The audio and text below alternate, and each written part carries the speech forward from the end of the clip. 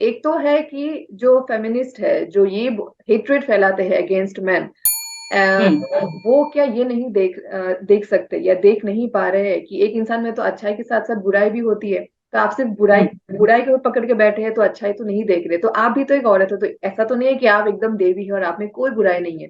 तो ये एक मेरा हम्म। क्वेश्चन है कि ये सोच कहाँ से आई उनके अंदर कि ऑल मैन आर डॉग्स, या फिर उनमें सिर्फ रावण है जो हमारे साथ सिर्फ गलत कर सकते हैं। क्योंकि even after that hmm. Also girl she would always want to marry. कोई लड़की कभी ये हम्म। नहीं कहती है कि मुझे शादी नहीं करनी है, करनी नहीं है हम्म। बोलते हैं, फिर भी करते तो है।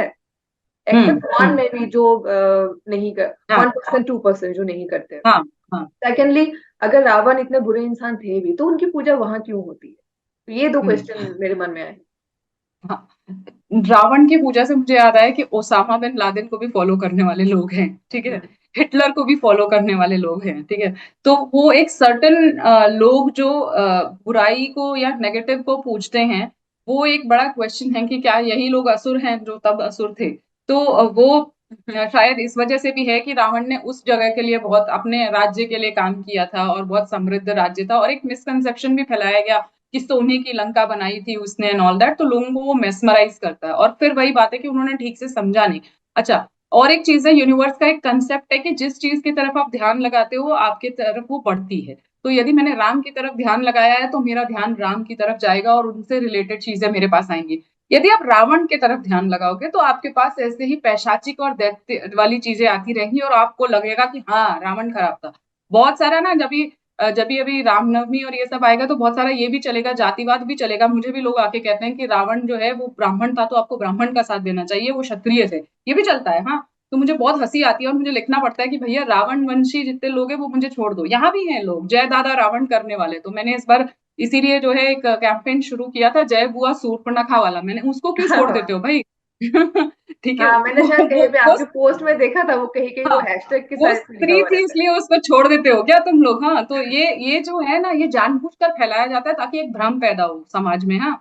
और हम्म। हम लोग मतलब हम लोग फिर से भ्रमित हो जाएं कि हम्म। अच्छा राम महान थे कि रावण महान थे, हम इसी में चलते रह जाएं और हम पहुंच ना पाए कहीं। बेसिकली ये इसलिए किया जाता है। जहां तक फेमिनिस्ट की बात है, वो तो एक एजेंडा लेकर ही आए हैं। दे वांट कि यहाँ पर एक, अच्छा, फेमिनिज्म का एक चीज मैंने देखा है कि दे डोंट गिव सोल्यूशंस, ठीक है। वो सोल्यूशन कभी भी नहीं देते, वो केओस पैदा करते हैं, ठीक है। वो सिर्फ ये बोल देंगे कि शादी तो खराब चीज है। तो उसके बाद आपके पास क्या है स्त्री के लिए? सिक्योर चीज क्या है आपके पास? आपको नहीं पता, ठीक है, आप नहीं बताओगे। फिर वो लड़की जो घर से झगड़ा करके चली गई है, जो कि एडजस्ट कर सकती थी, 50-50 था उसके घर में, ठीक है, ऐसा नहीं है कि हस्बैंड के घर में सब कुछ खराब था। मैं इसलिए जब लड़कियां मेरे पास आती है तो मैं उनको बोलती हूँ फॉरगेट इट, मैं मेरे को पता है खराब चीज क्या हुई होगी तुम्हारे घर में, क्योंकि मैंने मेरे घर में भी हुआ है वो सब। तुम पॉजिटिव बताओ तुम्हारे हस्बैंड में क्या था। Then comes a smile and she tells me ये था ये था ये था, मतलब 50% तुम उसके साथ निभा सकती थी। पर इन फेमिनिस्ट ने पूरा कंसेप्ट ऐसा खराब कर दिया और सोल्यूशन नहीं दिया। अब वो लड़की स्ट्रगल कर रही है बाहर, ठीक है, वो जॉब भी कर रही है, वो बच्चा भी संभाल रही है, केसेस भी लड़ रही है। और असली बात तो ये है कि आपका ना इज्जत अपने घर में भी नहीं रह जाती। मैं बोलती हूँ बिठाकर आपके बाप और भाई भी नहीं खिला पाएंगे आपको, ठीक है, आपको काम ही करना पड़ेगा अंततः। बिठाकर आपको हस्बैंड नहीं खिला पाता है, वो मैंने देखा है, ठीक है। बाप और भाई नहीं खिला पाते हैं। तो ये जो वाला जो स्थिति है ना, ये फेमिनिस्ट फैलाते हैं। They never come up with solution. वो हमेशा आपको प्रॉब्लम बताएंगे और आपको वो कर देंगे, कंफ्यूज कर देंगे, और आप कंफ्यूज होके बैठे रहोगे। I have been in that situation, इसलिए मुझे पता है कि हाँ ये भी खराब ये भी खराब। अब अच्छा देखना शुरू करोगे तो आपको अच्छा दिखेगा। फेमिनिस्ट ये इसलिए करते हैं कि यही उनका एजेंडा है। मार्क्सिज्म, फेमिनिज्म, बाजारवाद का यही एजेंडा है। जितना झगड़ा होगा उतने घर टूटेंगे, जितना घर टूटेगा उतनी चीजें बिकेंगी। तो ये सारा कुछ मिक्सअप है। और वो चाहते नहीं है कि चार लोग एक साथ बैठे, ठीक है। इस तरह से ना इंडिया में एक्चुअली फैमिली अभी भी हम बोल रहे हैं कि नहीं चल पाएगा, क्योंकि हमारा यहाँ ग्लोबलाइजेशन हो गया है। वरना फैमिली सिस्टम इतना तगड़ा था ना यहाँ पर कि कोई तोड़ नहीं सकता था हमको। अब आप देखोगे फैमिलीज टूट रहे हैं, इससे उनको बहुत मजा आता है, ठीक है। कि अब वो लोग अजीब अजीब सी फैमिलीज ला रहे हैं, दो लड़कियों ने शादी कर ली, दो लड़कों ने शादी कर ली, क्रॉस जेंडर्स ये वो सब ला रहे हैं, and they are happy about it. उनको पता है कि इससे जॉइंट फैमिलीज टूटेंगी। जब फैमिलीज टूटेंगी तो बाजार बढ़ेगा और हर तरह का केओस फैलेगा मार्केट में, और वो इंस्टेबिलिटी लाने के लिए बेसिकली फेमिनिज्म और मार्क्सिज्म दोनों काम करता है। मार्क्स का फॉर्मूला ही था कि स्त्रियों को आजाद करो और इनको मजदूरों को आजाद करो। आजाद किस चीज से करो और आजाद करके कहाँ लेके जाओगे वो बताया, उन्हें डायरेक्शन लेस कर दिया। तो फेमिनिस्ट तो ये जानबूझकर कर रहे हैं so that they can confuse a whole society, और वो सोसाइटी कंफ्यूज होकर अपने आप को ही खत्म कर ले एक दिन भस्मासुर की तरह। तो this is what they are doing. और रावण वंशी अभी आएंगे, रामनवमी आने दो, दशहरा आने दो, सब आएंगे। हाँ हाँ हर बिल्कुल। बार होता है उनका ये।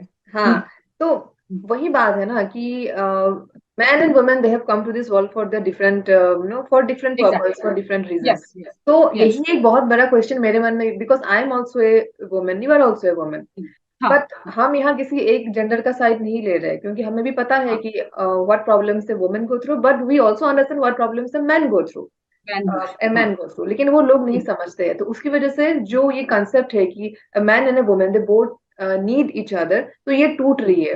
देयरफॉर हाँ नाउअडेज मर्द बोल रहे हैं, पुरुष बोल रहे हैं कि हमें शादी नहीं करनी, बट लड़कियों को हाँ शादी करनी है, बट उनको फिर लड़कों को ब्लेम भी करना है, फिर हाँ। विक्टिम कार्ड भी प्ले करना प्ले है। करना तो है। इट हाँ इट हाँ। Is become all very very complicated, क्योंकि कंसेप्ट यस। आप किसी को समझाने जाएंगे भी तो वो आप पे ही उल्टा आरोप लगा देंगे कि नहीं आप एंटी वुमेन है, आपको ऐसे हाँ बोला जाएगा, जबकि ऐसा है हाँ नहीं। तो ये समझाना एक हाँ बहुत मुश्किल हो चुका है।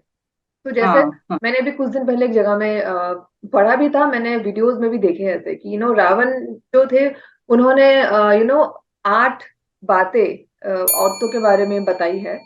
जैसे कि औरतें एक तो like they are foolish, they are greedy, hmm फिर वो थोड़ी कॉन्स्पिरेसीज करती है, फिर ऐसे हम्म और भी कई सारी बातें हैं।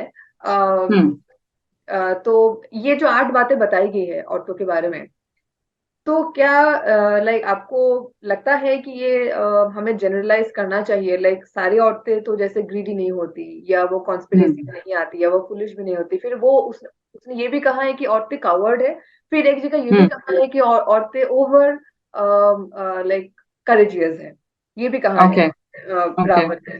तो क्या आपको हम्म। सच में लगता है कि औरतें मतलब सारे औरतें ऐसी होती है कि वो अपने फायदे के लिए किसी को धोखा दे सकती है या कुछ भी कर सकती है? क्या ये सही है? ये ऑन व्हाट बेसिस ही नहीं हैज कम नहीं, out with he this has, analysis?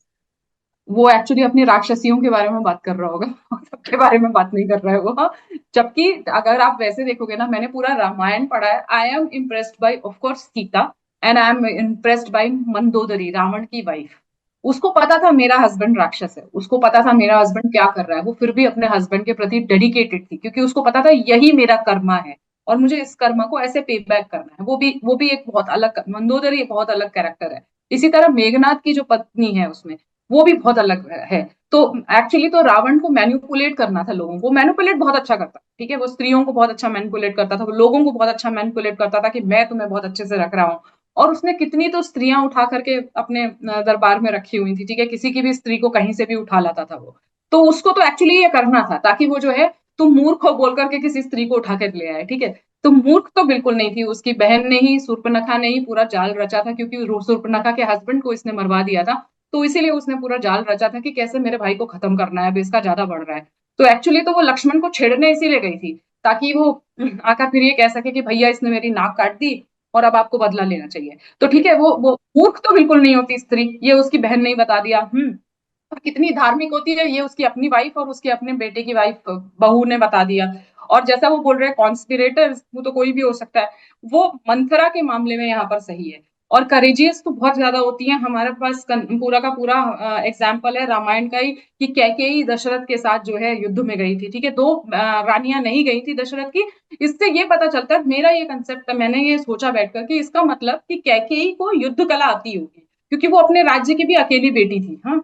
इसीलिए उसके बेटों में बार बार उसके मामा बुलाते थे, क्योंकि वहां उनका राज्य भी भरत ने ही बाद में संभाला था। तो Kaikeyi was a warrior woman, ये पता चलता है हमें, क्योंकि वो युद्ध में साथ गई थी उसके, ठीक है। तो ऐसा बिल्कुल भी नहीं है कि करेजियस नहीं थी। हाँ, जो वो बता रहे हैं ना, वो आदमी भी हो सकता है, औरत भी हो सकती है। सो जिसने भी ये डीपली पढ़ा है ना, उसको समझ में आ जाएगा कि रामायण में स्त्रियां बहुत अलग अलग प्रकार की हैं, ठीक है।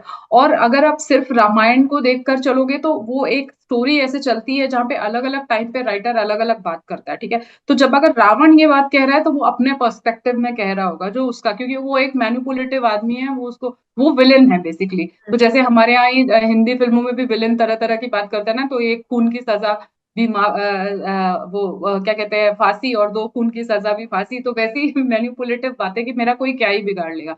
तो उसको उस कंसेप्ट में देखना चाहिए। और जब सीता के बारे में बात हो रही होती है, तभी भी लोग ये बोल देते हैं ना बहुत बार कि लड़कियों को ऐसे बोल दिया गया है कि लड़कियां तो सब ऐसी होती, तो वहां पे भी कई सारे वाल्मीकि रामायण में ये श्लोक हैं कि सीता इसलिए देवी है जस्ट टू प्रेज, जब हम किसी को प्रेज कर रहे होते हैं तो एक्स्ट्रा एक्स्ट्रा बोलते हैं। और कभी भी ये नहीं भूलना चाहिए कि वाल्मीकि जो है कवि थे, तो कवि लोग जब बात करते हैं तो थोड़ा बढ़ा चढ़ा कर करते हैं। तो वो सीता के बारे में भी बोलते हैं कि जनरली स्त्रियां जो है वो ये देखती हैं कि मेरा हस्बैंड मुझे बहुत अच्छे से रखे, खुशी, हाइपरगैमी की बात कर रहा है बेसिकली, कि वो मेरे से ज्यादा बड़ा हो, शक्तिशाली हो, और वो, बट सीता महान इसलिए है कि वो हर परिस्थिति में अपने हस्बैंड के साथ रहने के लिए तैयार। बेसिकली कवि उनको प्रेज कर रहा है कि वो कितनी ज्यादा देवी जैसी हैं, कि वो छोड़कर भागी नहीं, जो कि स्त्री का स्वभाव होता है, ऐसा उन्होंने बोला। और ऐसा गलत तो नहीं बोला है, बहुत सारी स्त्रियां जो है हमने देखा है कि ऐसी होती हैं, जो ऐसी परिस्थिति में छोड़ देती हैं कि मैं क्यों रहूं ऐसे हस्बैंड के साथ। मैंने तो ऐसे बहुत सारे एग्जाम्पल देखे हैं।